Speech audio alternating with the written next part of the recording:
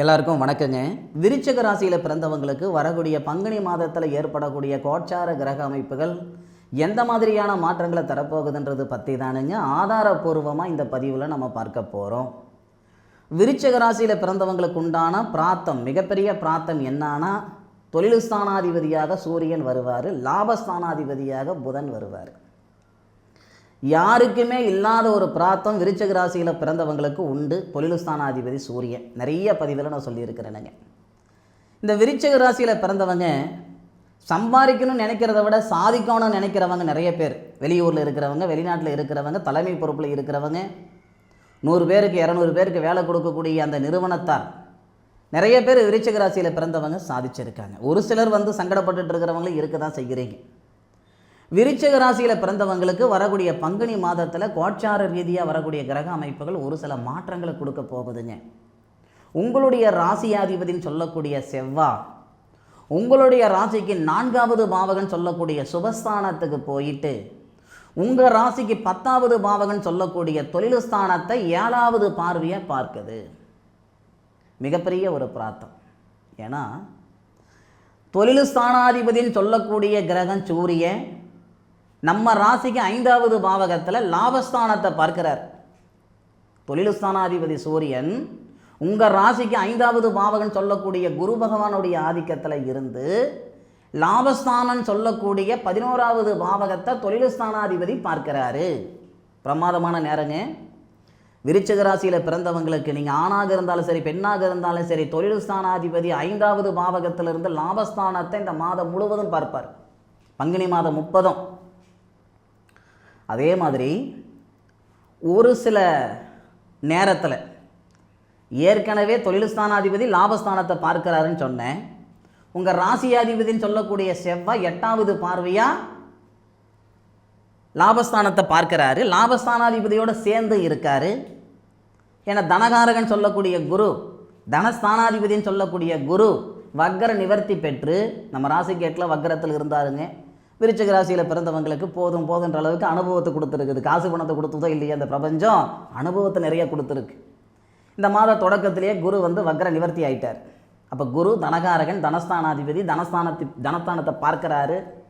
நம்ம ராசியாதிபதி செவ்வாவை பார்க்கிறாரு. நம்ம ராசிக்கு 11வது பாவகத்துக்கு அதிபதி புதன் லாபஸ்தானத்தையும் பார்க்கிறாரு. ஏன்னா லாபஸ்தானாதிபதியும் அந்த புதனும் செவ்வாவும் நம்ம ராசிக்கு 4வது பாவகன் சொல்லக்கூடிய இடத்துல சுபஸ்தானத்தில் இருக்காங்க. அப்போ குரு பார்வை நிச்சயமாக மாற்றம் வரும். அதில் மாற்று கருத்து கிடையாது. தொழில் ஸ்தானாதிபதி லாபஸ்தானத்தை பார்க்கிறதே நமக்கு சிறப்பு. என்னடா இவர் கிரகத்தை பற்றியே சொல்கிறாரு, அந்த இடத்துல இருக்குது, இந்த இடத்துல இருக்குது, இந்த இடத்த பார்க்குது, அந்த இடத்த பார்க்குது. ஐயா, நான் சொல்கிறது என்னென்னா, ஒரு பலன் சொல்கிறோம்னா அந்த பலனுக்கு உயிர் இருக்கணும். அந்த சொல்கிற வார்த்தைகளை ஜீவனம் இருக்கணும். அந்த ஜீவன் அதுதான் உசுர். இந்த அடிப்படையில் தான் இந்த பலன் நான் சொல்கிறேன்றது நீங்கள் தெரிஞ்சுக்கிடணும். நான் பொட்டாம் பொதுவாக நான் ஒன்றும் சொல்லிடல. அது பாவம். அந்த பாவம் செய்ய நான் விரும்பலை. இதுதான் கிரகம். இந்த கிரகம் இந்த இடத்துல இருக்கிறதுனால இதுதான் பலன். நீங்கள் யாருக்கு வேணும்னாலும் இந்த வீடியோவை ஷேர் பண்ணி கேட்டுக்கோங்க. யாராவது ஒருத்தர் நான் சொல்கிறது தப்புன்னு சொன்னால் கூட நீங்கள் கமெண்ட்டில் சொல்லுங்கள். இந்த தம்பி சும்மா அடித்து விட்றாரு, நீங்கள் சொல்லுங்கள். நெசமாக என் சட்டையை பிடிச்சி நீங்கள் சொல்கிற மாதிரி நான் நினச்சிக்கிறேன். ஆனால் இப்போ நம்ம ஆராய்ச்சி பண்ணுறதுக்கு இது நேரம் இல்லை. நல்ல நேரம் இருக்குதுன்னா அந்த நேரத்தை நம்ம பயன்படுத்திக்கிடணும். சந்தர்ப்பமும் சூழ்நிலையும் ஒரு மனுஷனுக்கு சரியாக அமைஞ்சிருச்சுன்னு வச்சுக்கோங்களேன், அது சாதிக்கிறதுக்கான நேரமாகி போயிடும். சாதிக்கிற நேரத்தில் விட்டுட்டு சம்பாதிக்கிற நேரத்தில் போய் சாதிக்கணும்னு நினைக்கக்கூடாது. விருச்சிக ராசியில் பிறந்தவங்க நீங்கள் வெளியூர் வெளிநாட்டில் இருந்தாலும் சரி, உள்ளூரில் இருந்தாலும் சரி, பங்குனி மாதத்தில் வரக்கூடிய கிரக அமைப்புகள் உண்மையிலேயே நமக்கு சாதகமாக இருக்குது. உங்களுடைய திறமையை வெளிப்படுத்துறதுக்கான நேரம், படித்த படிப்புக்குண்டான வேலை வாய்ப்பு உருவாகிறதுக்கு உண்டான நேரம், இல்லை சொந்தமாக ஒரு வேலை வாய்ப்பு செய்கிறனுங்க, சாதிக்கணும்னு நினைக்கக்கூடிய விருச்சிக ராசியில் பிறந்தவங்களுக்கு விடியில் பிறக்கக்கூடிய தருணமாக 19ஆம் தேதி வரைக்கும் இந்த பிரபஞ்சம் நல்ல ஒரு வாய்ப்பை கொடுக்குது. 19ஆம் தேதி வரைக்குங்க. சாமி, என்ன சார் காரணம்? 19ஆம் தேதி நீங்கள் சொல்கிறீங்களே, அதுக்கு என்ன சார் காரணம்னா, பங்குனி மாதம் 1ஆம் தேதியிலிருந்து பங்குனி மாதம் 19ஆம் தேதி வரை 6வது பாவகத்துக்கு அதிபதின்னு சொல்லக்கூடிய செவ்வாய், உங்கள் ராசியாதிபதி செவ்வாய் லாபஸ்தானாதிபதியோடு சேர்ந்து குரு பகவானுடைய பார்வை வாங்குகிறார். இது நல்ல நேரம் தானுங்க. லாபஸ்தானத்தை பார்க்கிறதும் தொழில் ஸ்தானத்தை பார்க்கிறதும் உங்கள் ராசிக்கு திருமண ஸ்தானத்தை பார்க்கிறது, இது எல்லாமே நல்ல யோகம். 1ஆம் தேதியிலிருந்து 19ஆம் தேதி வரை தொழில் நிமித்தமாக நல்ல நேரம், பொருளாதார ரீதியாக நல்ல நேரம். மன அழுத்தமாக இருந்தாலும் சரி, தேவையில்லாத சங்கட சலுப்புகள் இருந்துக்கிட்டு இருக்குதுங்க அப்படின்னாலும் சரி, செய்யாத தப்புக்கு செஞ்சன்ற பேர் வந்தது, வாங்காத பணத்துக்கு வாங்கன்ற பேர் வந்தது, யாரோ செஞ்ச தப்புக்கு நாம் தண்டனை அனுபவிச்சுக்கிட்டு இருக்கிறோம். இந்த மாதிரியான சங்கடங்கள் எல்லாம் இந்த நேரத்தில் சரியாகிறதுக்கான வாய்ப்பை கொடுத்துரும் இந்த பிரபஞ்சம். 19ஆம் தேதி வரை.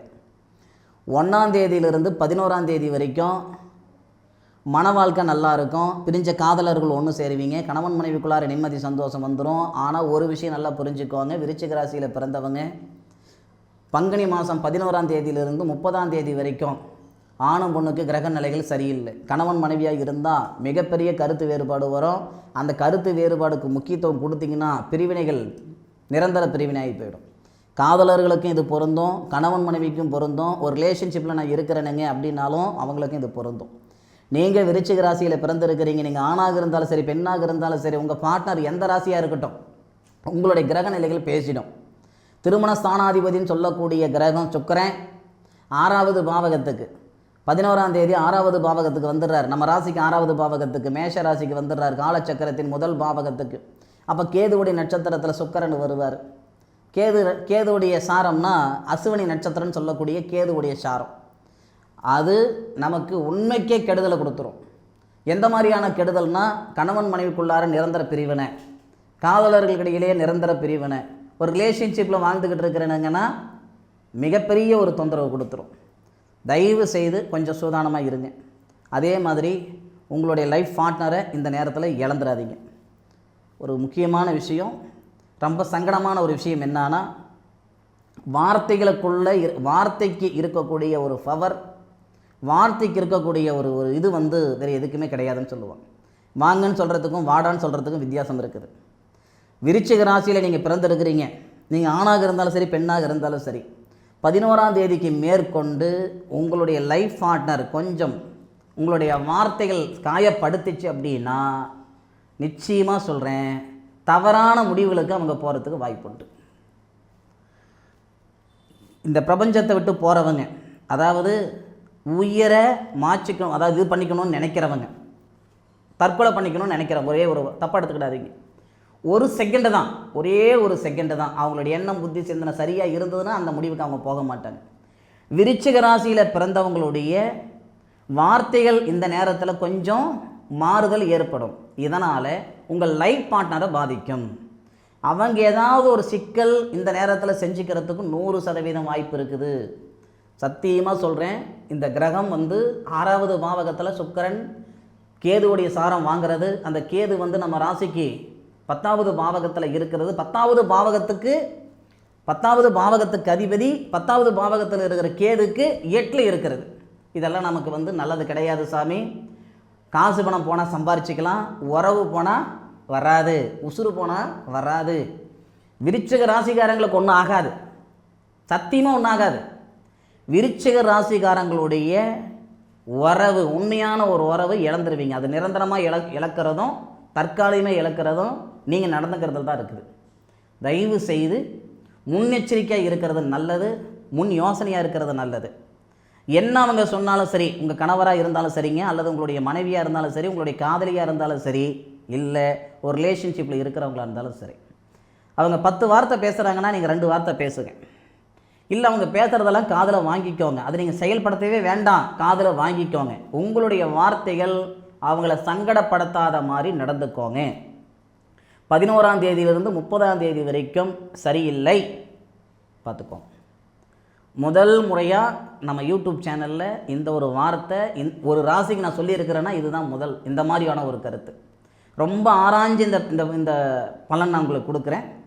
ஏன்னா ஒரு விஷயம் நடந்துருச்சு அப்படின்னா அதை விட ஒரு சங்கடம் வேறு எதுவுமே இருக்காது. அந்த குற்ற உணர்வே நம்மளை கொன்னுடும். அதுக்காக சொல்கிறேன், பார்த்து சூதானமாக இருங்க. அதே மாதிரி தொழில் நிமித்தமாக நல்லா இருக்கும். மற்றபடி இந்த விருச்சிக ராசியில் பிறந்தவங்களுக்கு பங்குனி மாதத்தில் வரக்கூடிய கிரக அமைப்புகள் ஓகே தான், சரிங்களா? அதை பற்றியான ஒரு சங்கடங்கள் ஒன்றும் கிடையாது. இந்த ஒரு விஷயம் மைனஸாக இருக்குது, பார்த்துக்கோங்க. அதே மாதிரி இந்த லாபஸ்தானாதிபதி புதன் இருக்கார் இல்லைங்களா, அந்த புதன் 27ஆம் தேதி பயிற்சி அடைவார். புதன் லாபஸ்தானாதிபதி 5வது பாவகத்துக்கு, அதாவது குரு பகவானுடைய ஆதிக்கத்துக்கு 27ஆம் தேதி வரார். ஏற்கனவே குரு புத்திரஸ்தானாதிபதினு சொல்லக்கூடிய குரு புதனுடைய வீட்டில். அப்போ புதனும் குருவும் கிரக பரிவர்த்தனை. எப்போ இது நடக்குது? பங்குனி மாதம் 27ஆம் தேதி நடக்குது. அந்த 3 நாள் ஆட்சியில் இருக்கிறத விட, உச்சத்தில் இருக்கிறத விட மிகப்பெரிய ஒரு ஒரு ஒரு பாசிட்டிவான விஷயம் என்ன அப்படின்னா, இந்த பரிவர்த்தனை யோகம். யோகத்திலேயே சிறந்த யோகம் பரிவர்த்தனை யோகம். குருவுடைய வீட்டில் புதனும், புதனுடைய வீட்டில் குரு. நினைச்சது சாதிக்கலாம். இது என்னைக்கு நடக்குதுன்னா, பங்குனி மாதம் 27, 28, 29, 30 4 நாள் வரும். 3 நாள் தான் மெயின். அப்போ இந்த 3 நாள் அப்படின்றது பார்த்திங்கன்னா, வெளியூர் போகிற மாதிரியான சூழல், வெளிநாடு போகிறதுக்கான சூழல், நினச்சது நடக்கிறதுக்கான ஒரு சூழல். இந்த நேரத்துக்காக தான் இத்தனை வருஷம் நான் காத்திருந்தேனா அப்படின்னு சொல்லக்கூடிய அளவுக்கு, சந்தோஷப்படக்கூடிய அளவுக்கு இருக்கும். இது சம்பாதிக்கிறதுக்கான நேரமாக இருக்காது, சத்தியமாக சாதிக்கிறதுக்கு உண்டான நேரமாக இருக்கும். பங்குனி மாதம் 27, 28, 29, 30 பார்த்துக்கோ, புதன் பயிற்சியான நேரம். மற்றபடி விருச்சிக ராசியில் பிறந்தவங்களுக்கு இந்த மாதம் யோகம்தான். சங்கடம் நினச்சிங்கன்னா அந்த ஒரு சங்கடம் தான் மோசமான சங்கடமாக இருக்குது, பார்த்துக்கோ. இந்த பதிவு விருச்சிக ராசியில் பிறந்தவங்களுக்கு நிச்சயமாக ஒரு மிகப்பெரிய ஒரு விஷயத்தை உணர்த்திருக்கோம் அப்படின்னு நான் நம்புகிறேனுங்க. மீண்டும் அடுத்த ஒரு அற்புதமான தருணத்தில் விருச்சிக ராசியில் பிறந்தவங்களை சந்திக்கும் வரை உங்களிடமிருந்து விடைபெறுவது உங்கள் வீட்டு ஜோதிட நண்பனான மா காளிதாஸ் மணிகண்டன். திருச்சிற்றம்பலம். வாழ்க வையகம், வாழ்க வளமுடன்.